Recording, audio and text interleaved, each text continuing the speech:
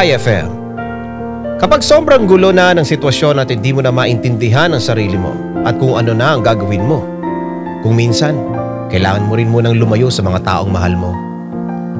Ako nga pala si Felix, 29 years old at nagtatrabaho sa isang kumpanya sa Quezon City. Hindi naman siguro OA na sabihin na sobrang ganda ng mga kwento dito sa Rai FM. Nakakadala naman kasi talaga ng emosyon ang bawat kwento. Merong kikiligin ka, maiiyak ka, maiinis ka o kung minsan matatawa ka. Ang gagaling pang umarte na madramatista. Kaya tiwala ako mabibigyan nila ng buhay ang kwentong ibabahagi ko sa inyo. Meron lang sana akong pakiusap sa mga tao makakarinig ngayon ng kwento ko. Huwag niyo naman sana akong husgahan. At sana intindihin niyo na lang kung saan ang pinanggagalingan ko.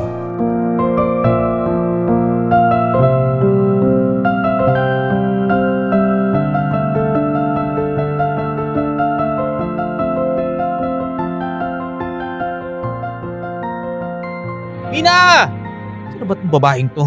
Mina kaya yun? Sabi ko sa kanya, hihatid ko siya. Po! Uy! Nagulat ka, no? Naku, Mina. Kanina pa kita hinahanap tapos gugulatin mo pa ako. Himatayin ako sa'yo eh. Sorry na. Uy, ulit ka ba?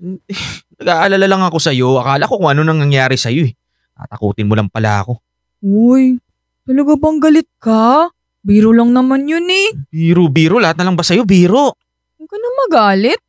O kasi, laro-laro lang yata to sa'yo. Hindi mo pa naisip na seryosohan yung paghahanap ko sa'yo? Sige na. Huwag nang magalit. Wala ka dyan. Kapag lagi kang ganyan, ayoko na talaga. Uy, biro lang naman yun eh. Uulitin mo pa ba yun? Hindi na. Talaga? Oo nga, hindi na nga. Bati na tayo? Sige na nga, bati na tayo. Yay! Bati na tayo ah. Ikaw natakot mo ko ah. Love mo ba ako? Oo naman. Sige nga, kung talagang love mo ako, yakapin mo nga ako. Power hug! Ayun! Yun oh. Love na love mo talaga ako. Oh, sa susunod huwag mo nang uulitin yun. Okay, promise. Hindi na mauulit. Nag-aalala lang naman ako. Akala ko, nawawala ka na. Yung pa naman yung pinakaayaw kong mangyari. Yung wala ka sa buhay ko. Sus! Umihirit pa nga! Totoo naman kasi yung sinasabi ko. Hindi ko alam kung anong gagawin ko kapag nawala ka sa akin. Kaya ikaw kahit kailan talaga, hindi ko maiisip na hindi tayo magkasama. Ay nako Felix, sinuuto mo na naman ako. Hindi ako nanghuuto, Mina. Talaga yung sinasabi ng puso ko. Ayokong mawalay sa'yo. Kaya nga, para makasigurado ako na hindi ka na mawawala sa akin, inaisip ako. Naisip? Ano naman yan? Alam kong mabibigla ka sa sasabihin ko sa'yo ngayon pero ready ka lang ihanda mo yung sarili mo. Naku Felix, ano ba yan? Alam mo kinakabahan ako sa mga ganyan ano mo. Ba? Ang gusto ko lang namang sabihin sa'yo, ano kaya kung magpakasal na tayo? Ha? Ano? Sandali, ano? Ba't ayaw mo ba? Hindi naman sa ayoko. Syempre, ikaw yung gusto ko makatuluyan. Kaya lang kasi, pag-aasawa to hindi ko pa nga alam kung handa na ba akong maging asawa mo eh. Ano ka ba? Hindi na importante yun. Ano ka ba Felix? Baka nabibigla ka lang sa mga sinasabi mo ngayon. Alam mo, mas maganda siguro, huwag muna tayong magmadali. Ayoko may pagsisihan tayo kapag mag-asawa na tayo. Hindi yan. Huwag mong alalahanin yan. Huwag mo nang masyadong isipin yan. Akin lang naman, bakit pa natin patatagalin kung tayo lang din naman sa uli? Siguradong walang magiging problema kapag naikasal na tayo.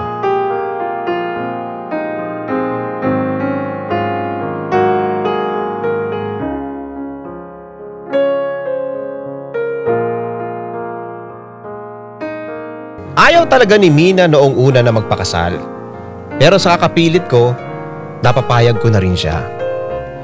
Siguro ganun lang talaga niya ako kamahal. At sobrang saya ko na pinagbigyan na rin niya ako. Wala na akong hanapin pa kay Mina. Sobrang sweet, maalaga, mapagmahal, at sa naging anak namin. Pero habang tumatagal ang pagiging mag-asawa namin, parang nagkakaroon na ng problema. Siguro para sa ibang tao, mababaw lang ito. Pero para sa akin, kahit pala mahal na mahal mo, hindi ka rin pala tatagal kapag parang walang pagbabago sa pananalita o kilos ng asawa mo.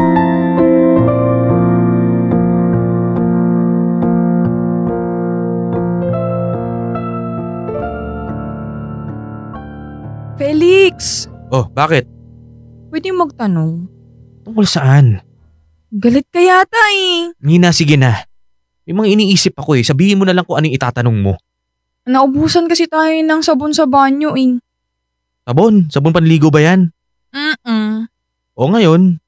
Bili ko ng sabon na gusto ko, yung maganda sa katawan, nakakaputi. Meron bang ganong klaseng panligo? Talaga? Ano naman tawag dun sa sabon na yan? di white rose papaya with vitamin B3. Papaya puti, papaya fast. O sige, bibili ako niyan mamaya. Yay! Bibili niya na ako. O wag muna akong istorbohin at maggagawin muna ako. Ano ba yan? Kakainis naman to, naglalambing lang eh. Wala akong oras para makipaglambingan ngayon. May mga gagawin nga ako eh. Puro na lang gagawin. Lagi na lang may ginagawa. Mina naman. Hindi mo ba nakikita? Nagtatrabaho ako. Kailan ka magsastop magtrabaho? Hindi ko alam. Sa marami pa akong ginagawa. Tama na kasi yan, stop na nga. Si Mina naman asikasuhin mo. Pwede bang tama na yan? Sinabi na nga may ginagawa ako eh. Huwag na nga magalit, naglalambing lang naman. Pwede bang magsalita ka na lang ng normal?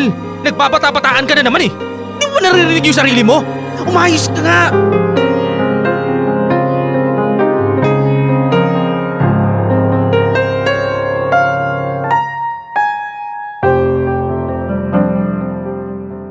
Mga idol, magpakatotoo naman tayo.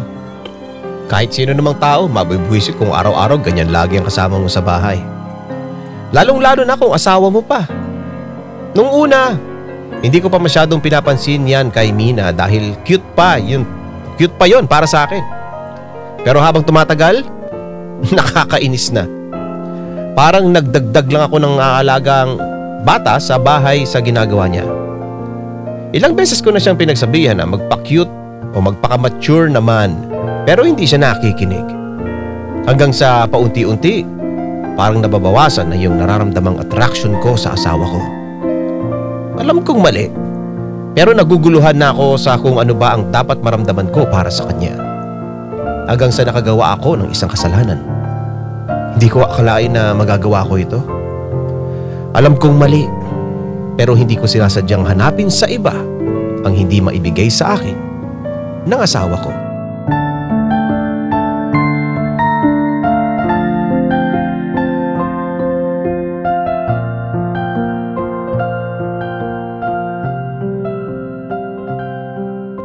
Felix! Sabihin mo nga sa akin yung totoo. Ikaw ba yung lalaking nakita ko sa mall na may kaholdingan sa ibang babae? Ano ka ba? Baka ibang lalaki ang nakita mo. Wag mo nga akong ginagawang tanga. Hindi porket parang bata ako makipag-usap sa'yo. Hindi mo na ako seseryosohin. Pwede ba, Mina? Hindi natin pag-usapan to. Masakit yung ulo ko. Galing ako sa trabaho, pagod ako. Ang ibig mo bang sabihin, tatakasan mo na lang ako, ganon? Hindi kita tinatakasan. Ang sinasabi ko lang, hindi ito yung tamang oras para rito. Hindi! Hindi, Felix! Hindi ako papayag na pinaglalaroan mo lang ako. Hindi kita titigilan. Magsabi ka nga sa akin ng totoo. Nagbababae ka ba? Niloloko mo ba ako? Alam mo, pagod ka lang. Ha? Baka marami ka lang ding iniisip, kaya itigil mo na to, ha? Magpahinga na tayo. Tara na, sige na. Ang sabi ko, hindi kita titigilan. Diyan ka lang. Sagutin mo yung tanong ko. Hindi ba ako sapat sa'yo, ha? Nakukuha mo ba sa ibang babae yung gusto mo? Anak na, Mina, nabubwisit na ako sa'yo. Wala akong pakialam. Hindi ako papayag na pinaglalaroan lang ako ng sarili kong asawa. Ano ba? Nasisira na yung gabi natin eh. Hindi ka magpapahinga.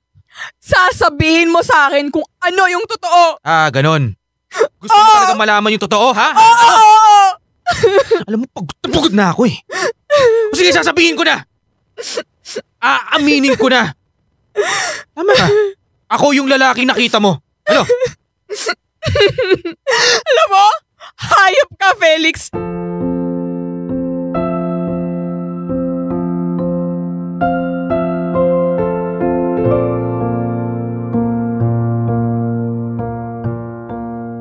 Hindi ko na alam kung ano ba talaga nangyayari sa sarili ko. Hindi ko nga akalain na magagawa ko yun sa asawa ko.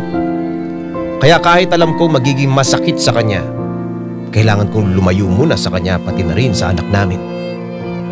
Labag din naman sa loob ko ang ginawa ko pero mukhang kailangan kong gawin to para maging malinaw sa akin ang mga bagay-bagay. Hindi ko alam kung ano bang mangyayari sa ginawa kong paglayo sa pamilya ko. Pero masyado na kasing magulo.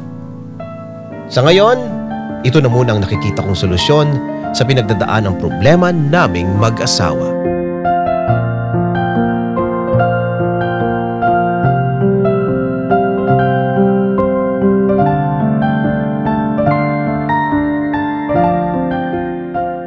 Pumunta na muna ako sa mga magulang ko para doon muna ako makapag-isip-isip. Nagpapadala na lang ako ng pera sa bank account ni Mina. Hindi ko alam kung maniniwala kayo pero sa mga panahong malayo ako sa pamilya ko, namimiss ko talaga sila. Kaya kinukumusta ko pa rin si Mina at ang anak namin para malaman kung ano na nga ba ang nangyayari sa kanila.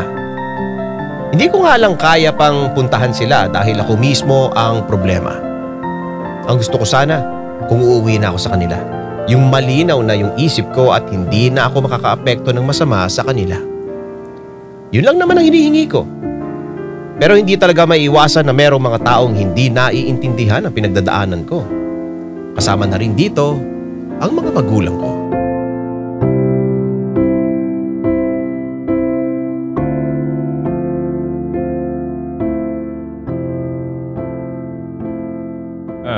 Felix, anak, may ginagawa ka ba?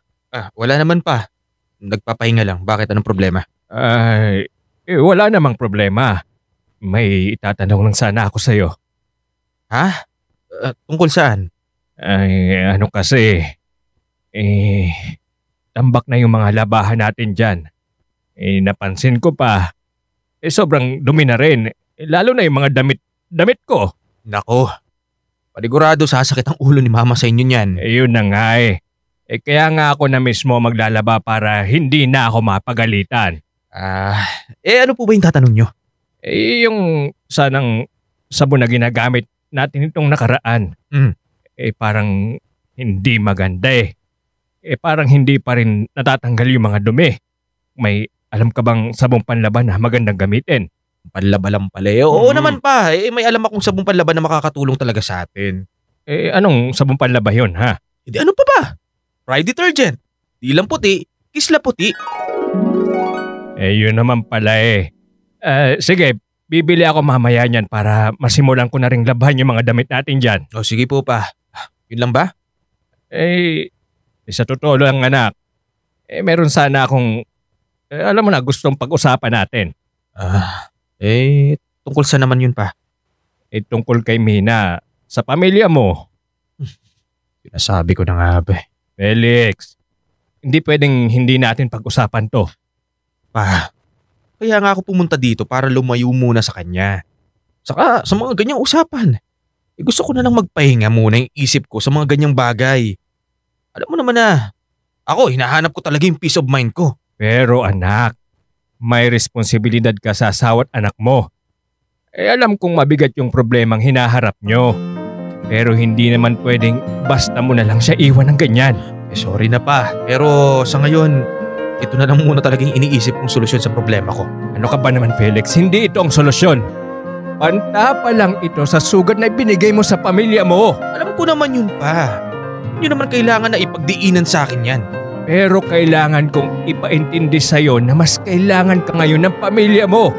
Harapin mo yung problema mo. Hinaharap ko naman Ito ba yung paraan mo kung paano harapin yung problema nyo? Anong sinasabi nyo? Na tinatakasan ko? Bakit? Hindi ba? Maniniwala nyo po yan. Pero kung ako po sa inyo, hayaan nyo na lang ako. Hindi pwedeng hayaan na lang kita. Naguguluhan ka eh. Kaya nga kita tinutulungan. Alam nyo naman po palang naguguluhan na ako eh. Bakit? Ba't ayaw nyo pa rin tumigil? Alam mo pa, isa ka rin makulit eh. Pumunta nga ako rito para magpahinga yung isip ko. Hindi para madagdagan ng sakit ng ulo. Baka pwede pabayaan nyo na muna ako.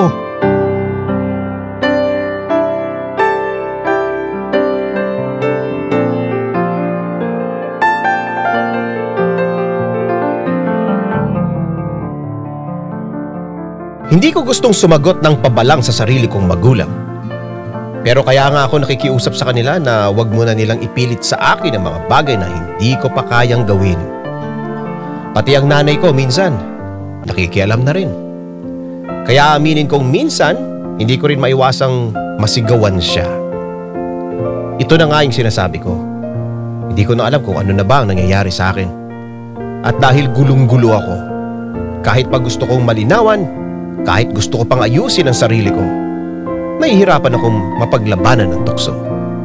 Alam kong mali, pero dahil litong-lito ako, nagagawa ko pa rin bumalik sa babaeng naging dahilan kung bakit naging magulo ang relasyon namin ng asawa ko.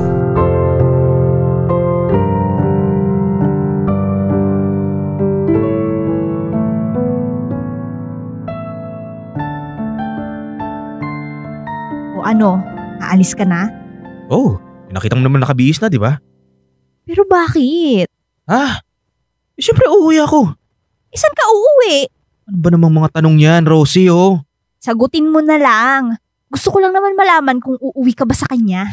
Hindi. Uuwi ako sa mga magulang ko. Hindi ba pwedeng magtagal ka muna dito? Oh. Bakit ko naman gagawin yun? Hindi ka na rin naman nauuwi kay Mina. Dito ka muna. Rosie, hindi pwede. Bakit nga hindi? Nag-aalala sa akin yung mga magulang ko. Kanina pa nila ako inaantay sa bahay. Di sabihin mo na lang na nandito ka. Wala namang mangyayaring masama sa'yo dito eh. Rosie, nagpapatawa ka ba? Anong sasabihin ko sa kanila? Na nasa bahay ako ng kabit ko, ganon? Siyempre hindi. Magbigay ka ng ibang dahilan kung nasaan ka. Basta nasa safe kang lugar. Yun lang yun. Kahit ano pa yan, kailangan ko na ring umalis. Alam mo, ang problema sa'yo, masyado mo siniseryoso yung tungkol sa atin eh. Ano ba to? Pupunta ka lang dito, tapos kapag ayaw mo na, aalis ka ng ganun-ganun na lang. Oh, bakit? Wow, ayos ha? Anong ayos? Yun naman talaga yung setup natin, di ba? Felix, nagsasawa na ako na lagi tayong ganito. Bakit di pa natin gawing seryoso yung lahat-lahat sa atin, di ba? Rosie, baka nakakalimutan mo may asawa at anak ako. Hindi mo naman sila mahal, di ba? Sino nagsabi sa'yo niyan? Felix, hindi ka mang bababae kung mahal mo yung pamilya mo. Pwede ba? Huwag mo nang linisin yung pagkatao mo kapag kaharap mo ako. Pareho na tayong makasalanan dito. Kaya ka nga may kabit di ba? Rosie, baka pwedeng itikom mo yung bibig mo. Mahal ko ang pamilya ko. May pinagdadaanan lang kami problema ngayon. Pero ayusin ko yun, no? Kaya ikaw, alamin mo ha, kung hanggang saan ka lang. Ikaw rin! Alamin mo kung ano ba talaga yung sinasabi ng puso mo. Hindi mo na talaga mahal ang asawa mo. May mahal-mahal ka pang nalalaman dyan. Bakit mo niloloko yung asawa mo, ha? Ano, nakukonsensya ka lang? Matawa ka rin no? Ang sabihin mo, hinihintay mo lang na sumuko na mismo ang asawa mo sa'yo.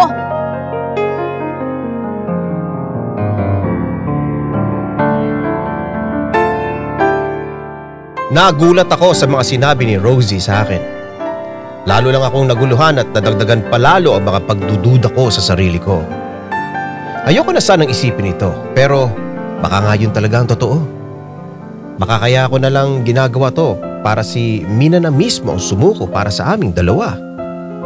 Pero pilit ko pa rin kinukumbinsi ang sarili ko na hindi ito totoo.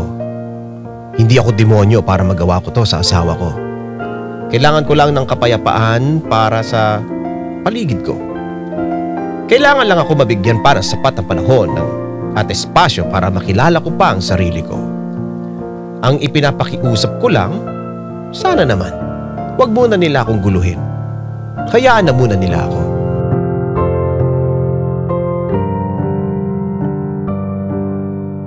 Oh, Ina, anong ginagawa mo dito? Gusto ko lang namang makapag-usap tayo, Felix.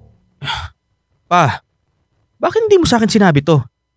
Di tatakasan mo na naman yung asawa mo kung sinabi ko sa'yo na pupuntahan ka niya. Nako, alam nyo, hindi nyo ako naiintindihan eh. Ikaw ang hindi makaintindi sa amin. Mag-usap kayo mag-asawa. Ayusin nyo na yung problema nyo.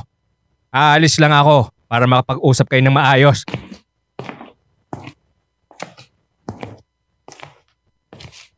Mina, nagsasayang ka lang ng oras dito. Hindi, Felix. Ginagawa ko to para maayos na yung pagsasama natin. Ginagawa ko to para sa pamilya natin. Oh, sa tingin mo ba, uuwi ako? Sasama ako sa'yo ng ganun-ganun na lang? Pero yun naman talaga yung dapat, hindi ba? Yung umuwi ka sa sarili mong pamilya. Alam ko, pero Ano ba? Nagugula na nga ako eh. Kaya nga ako na mismo ang pumunta sa'yo eh. Para maging malinaw na ang lahat sa atin. Ayusin natin yung problema, Felix. Alam mo sa lagay ng utak ko ngayon, wala pa tayo sa maayos. Tutulungan kita. Ano mo ako tutulungan kung ikaw nga mismo may problema sa sarili mo? Ano ba yung problema mo sa akin? Mina, umuwi ka na lang. Ha? Saka na lang natin ito pag-usapan. Hindi ako uuwi. Ngayon na natin pag-usapan. Ano ba? Wala nga ako sa kondisyon eh. Ano yung problema sa akin, Felix? Kung pagiging isip bata ko ba? Hindi sa ganun. Mina, alam mo naman na... Diretsuhin mo na nga lang ako. Yun yung ayaw mo sa akin, di ba? Kapag parang bata ako kung magsalita. Di sorry. Yun talaga ako eh. Gusto mong diretsuhin kita? O sige. Alam mo Mina, sa una cute yung ginagawa mo eh. Pero habang tumatagal, nakakairita na. Buwisit. Alam ko. O alam mo naman pala eh. Bakit hanggang ngayon ganun ka pa rin? Kaya nga gusto kong mag-usap tayo. Gusto ko lang sabihin sa'yo na magbabago na ako. Magiging mature na ako. Mina, hindi ganun kadali yun. Kung yan talaga yung pagkatao mo, hindi mo mababago yun. Mahihirapan kang alisin yung pagiging isip bata mo. Kaya nga tulungan mo ko. Yun naman yung obligasyon mo sa akin bilang asawa mo, hindi ba? Alam ko pero baka pwede sa na natin pag-usapan to. Magulo pa yung isip ko. Alam mo nakakainis ka. Yan nga ba yung sinasabi ko eh. Bakit ba laging pinapatigil mo na lang ako? Ayaw mo yatang ayusin yung problema natin eh. Hindi naman sa ganun. Pero wala lang ako sa kondisyon nga ngayon eh. Nakakahalata na ako eh. Parang hindi ka na interesado. Parang wala ka ng pakialam. Ano naman tayo? Wala ka ng pakialam sa amin ng anak mo. Hindi totoo yan. Magsabi ka na lang sa akin ng totoo. Hinihintay mo na lang ba akong sumuko sa'yo para malaya na kayo ng kabit mo? Mina, tumigil ka na. Hindi! Sagutin mo yung tanong ko. Hindi ka talaga nakikinig. Pinapatigil na nga kita eh. Hindi! Gusto kong malaman yung totoo. Gusto mo malaman yung totoo? Oo, sabihin mo. Oo na, sige na. Buwisit na ako sa'yo eh. Gusto kong tumigil ka na lang. Gusto kong sumuko ka na lang sa kakakulit sa akin. O ano, ayan na. Yan yung gusto mo marinig, di ba? Ayan, sinabi ko na. Oo na nga, di ba? Alam mo, hayop ka. Hayop ka. Sorry, Mina. Hindi yun yung gusto kong sabihin sa'yo. Kaya nga ayoko muna mag-usap tayo eh. Wala pa nga ako sa tamang pag-iisip ngayon. Sana inintindi mo na lang ako. Hindi! Hindi, Felix! Yun talaga yung gusto mong sabihin sa akin. Ayaw mo lang lumabas na ikaw yung may problema. Pero nailabas mo lang kung ano talaga yung sinasabi ng puso mo. Ayaw mo na ng sakit ng ulo. Ayaw mo na sa akin. E di kung ganon, ibibigay ko lang sa'yo kung ano yung gusto mo. Malaya na kayo ng kabit mo.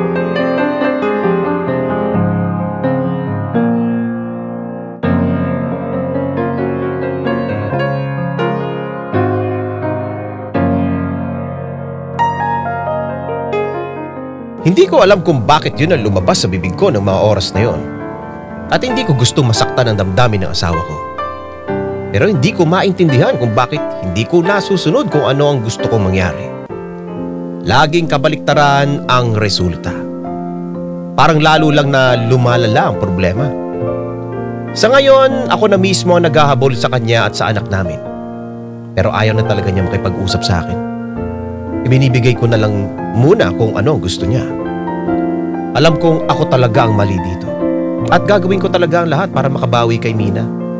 Kahit pa naguguluhan pa rin ako. Mga idol, makikiusap lang sana ako na huwag niyo na sana akong pangaralan para hindi na bumigat pa ang mga iniisip ko at madagdagan pa ang sakit na nararamdaman ko. Ayoko lang na maging komplikado pa ito. Tulungan niyo na lang sana ako na maayos ko pa ang relasyon namin ng asawa ko. Hanggang dito na lang muna. Nagpapasalamat, Felix.